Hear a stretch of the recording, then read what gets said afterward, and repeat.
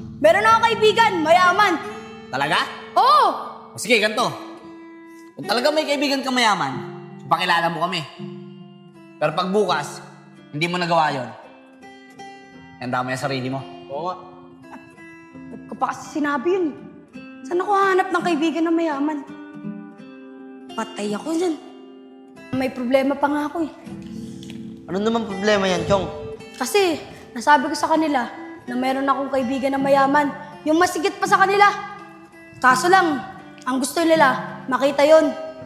Eh, ang problema nga, wala naman akong kaibigan na mayaman eh. Ah, alam ko na. Vince, pwede mo ba ako matulungan? Tulong? Anong tulong naman yan, Chong? Vince, gusto ko sana na ikaw na yung magpanggap na kaibigan ko na mayaman. Vince, ano? Matagal ka pa ba dyan? Wait lang, Chong. Patapos na. Vince, bilisan mo para makita ko kung bagay sa'yo. Ito na, Chong. Ano, Chong? Bagay ba? Vince, bagay nga sa'yo. Mukha kang mayaman. Ano, tara na. Sige, puntahan na natin sila. Sige.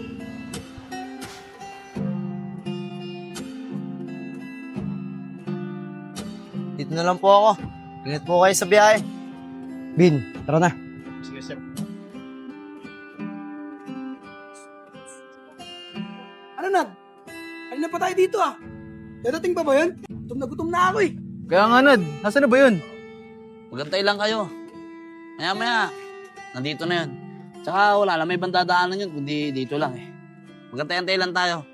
Tsaka mas maganda, bago tayo pumunta sa Obo, may pagkain na tayo. Ayos yan. Sige, Nad. Oh, yun na pala eh. Sabi sa inyo, dito dadaan yan eh. Ano, Jong? Uy, mga kuya. Ba't dito kayo nag-aantay? Kala ko nasa kubo kayo eh. Ay, hindi, Jong. Eh, talagang dito ka namin nanantay. Kasi alam ko na pupunta ka dun sa trabaho ng nanay mo eh. Kaya dito kami nagantay. Ano, Chong? Nakahingi ka ba ng pera sa nanay mo? Ililibre mo na ba ulit kami? Oo nga, Chong. Ang sarap nga nung nilibre mo sa amin eh. Solid, napusog kami. Kaya nga. Ano, Chong? Tara na. Libre mo ulit kami. Ay, mga kuya, pasensya na. Di ko muna kayo malilibre. Kasi yung isang buwan ko na pang-allowance, nagastos ko lahat kahapon. Kaya nagalit sa akin si nanay. Di na daw niya ako bibigyan ng pang-allowance. Ganun ba? Eh, wala naman na pala tayo mapapala dito eh. Tama ka nga, Nad. Wala na pala tong kwente. Hoy, bata. Tumayo ka na sa amin. Wala ka ng kwenta. Di mo naman kami malilibre ngayon eh. Grabe naman kayo mga kuya.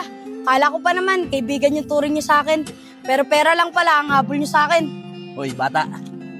Oo noon, kaibigan ka namin. Noon nililibre mo kami. Pero ngayon hindi mo na kami may nililibre. Bahala ka na sa buhay mo. Di ba mga tol? Oo, Tol. Anong kala nyo? Kayo lang yung kaibigan ko. Meron ako kaibigan, mayaman. Talaga? Oo! O sige, ganito. Kung talaga may kaibigan ka mayaman, pakilala mo kami. Pero pag bukas, hindi mo nagawa yun, handa mo yung sarili mo. Oo nga. Tara mga tol, Tara sa amin. pag-isipan mo yan ha. Ba't ko pa kasi sinabi yun? Saan ako hanap ng kaibigan na mayaman? Patay ako dyan. Grabe naman sila. Porket wala lang akong pera, ayaw nila lang ako kaibigan. Eh, sila nga yung dahilan kung bakit naubos yung laman ng busa ko eh. Oh! Ano to? Uy! May 50 pa pala ako.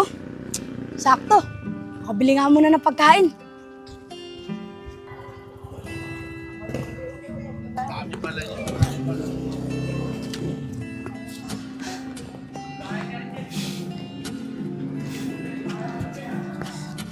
Kapagod.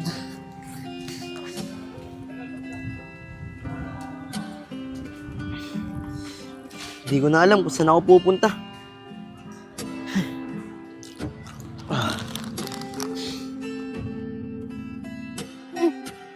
Bawa naman yung bata. May barya pa naman ako dito eh. Okay na siguro to.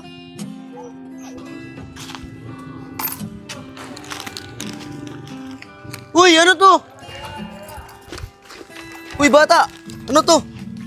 O bakit bata? Kulang ba? Pasensya na. Ayan na lang kasi pera ko eh. Ay, hindi. Hindi naman kasi ako namamalimos eh. Nagulat lang ako sa'yo. Talaga mo tong pera yung baso. Ah, ganun ba? Sorry ah. Akala ko kasi namamalimos ka eh. Kaya nilagyan ko ng pera. Wala yun, bata. Oh, ito na yung pera mo. Salamat ah. Uy, teka lang, bata. Ano nga palang pangalan mo? Ay, ako nga pala si Enchong. Ikaw, ano pangalan mo? Ako nga pala si Vince. Pwede ba kitang maging kaibigan? Kaibigan? Sigurado ka? Gusto mo akong kaibiganin? Eh, hindi naman ako mapera eh. Kaya wala kang mapapala sa akin. Kaya wag mo na akong kaibiganin. Ay hindi. Okay lang yun. Hindi naman pera habol ko sa'yo eh. Gusto ko lang talaga magkaroon ng kaibigan. Sige, makikipagkaibigan ako sa'yo. Kaso lang, eto tatandaan mo ha. Wala akong maibibigay sa'yo na pera. Kasi wala naman ako nun eh. O sige, Enchong. Tatandaan ko yun.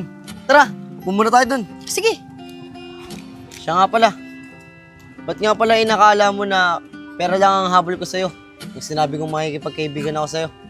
kasi Vince, yung dati kong kaibigan, nawalan lang ako ng pera. Ayaw na nila akong maging kaibigan. Ah, ganun ba? Kaya pala sinabi mo sa akin kanina, wala kang pera. Oo, saka may problema pa nga ako eh. Ano naman problema yan, Chong? Kasi nasabi ko sa kanila na meron akong kaibigan na mayaman. Yung masigit pa sa kanila.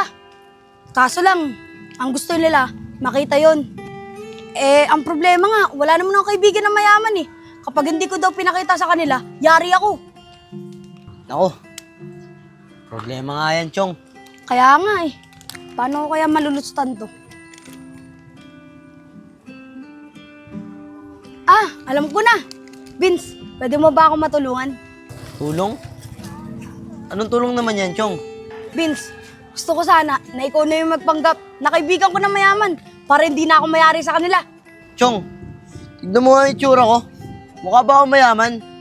Baka mamaya, kapag hinarap mo ako dun, baka mayari din ako dun. Ako bahala. Meron akong mga damit sa bahay na pang mayaman. Pwede mo suotin yun para makapagpanggap ka na mayaman. Ano, pwede ba? Sige, Chong. Pahig ako. Basta, sa inyo muna ako makikitira. O sige ba, tara na. Sige, tara.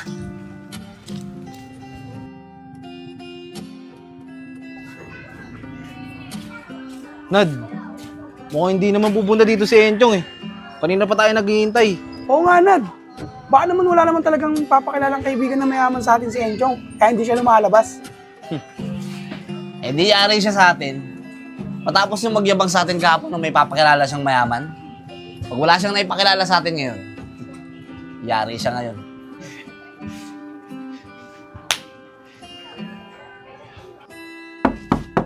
Vince, ano? Matagal ka pa ba dyan?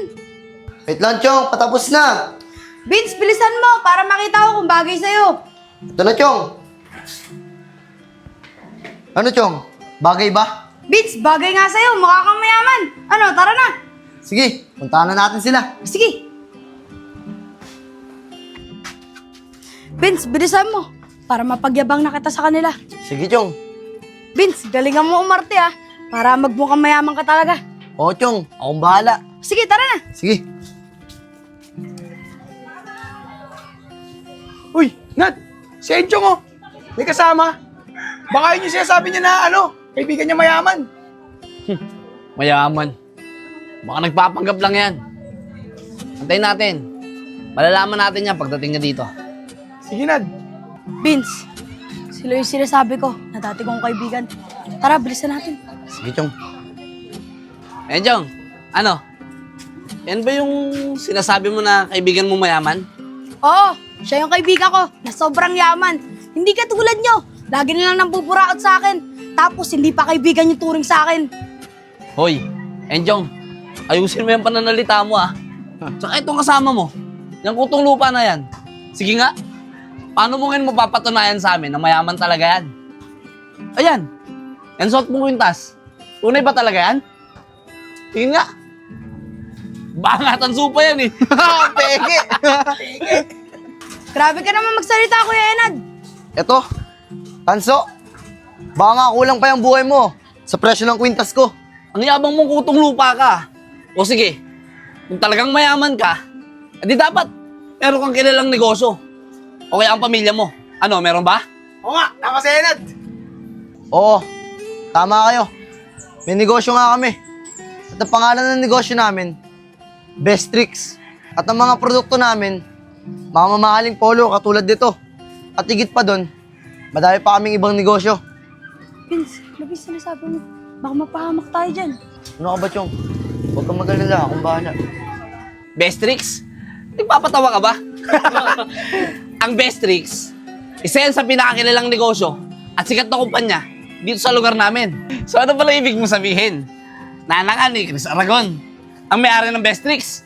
Papatawa ka ba? Oo, tama ka. Ako nga yung nag-iisang anak ni Chris Aragon. At ako, si Vince Aragon. Vince, ano ba yung mga pinagsasabi mo? Basta Chong, magtiwala ka lang sa akin. Anong sabi mo? Tama ba yung naririnig ko? Sinasabi mo sa amin na ikaw ang anak ni Chris Aragon. Eh sa pagkakaalam ko, ang anak ni Chris Aragon ay hindi pa nilalantad sa publiko. Tsaka sana, kung anak ka talaga niya, edi dapat protektado ka ng mga gwardiya mo. Eh sa nakikita namin, si Encho lang kasama mo eh. Paano mo kami mapapaniwala ngayon na ikaw talaga ang anak ni Chris Aragon? Hoy bata, kung manloloko ka, hindi mo kami manloloko. Tsaka, teka lang ha, kung mayaman ka talaga, sige nga, labasan mo kami ng maraming pera. Tama si Nico. Pero kung wala kang may lalabas na pera, yari ka sa amin. Ano ako itong lupa? Tignan natin kung paano mo ngayon lulusutan to. Dahil kung nagpapanggap ka lang, sigurado ako na wala kang ilalabas na pera. Vince, sinabi ko naman sa'yo na mag-ingat ka sa mga sinasabi mo. Kuya Nad, Kuya Nico, Kuya Isko, pasensya na sa mga sinabi ng kaibigan ko. Hindi Chong. na ulit. Di ba? Sinabi ko naman sa'yo na ako ang bahala. Pero ba ang hanap nyo?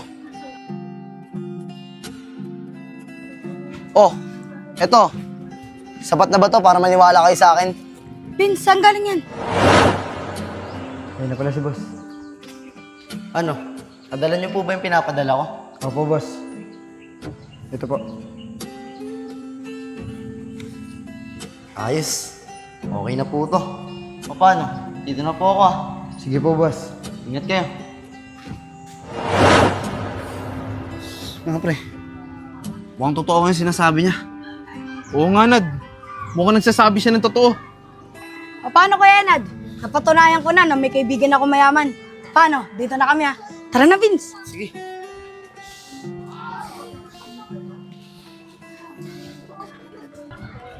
Vince, paano ka nagkaroon ng ganyang maraming pera? Chong, play money lang to. Kevin, bakit kaya play money pinadala sa atin ni boss? Hindi pa yung tunay na pera. Eh marami naman sila nun. Hindi ko rin alam, Sep eh. Pero sana, huwag gamitin ni boss sa kalokohan yung play money na yun. Sana nga, Bin. Magtiwala na lang tayo sa kanya. Tama ka dyan, Sep. Buti nga, hindi nila nahalata eh. Oh, tignan mo. Ay, oo nga Vince. Play money nga lang to.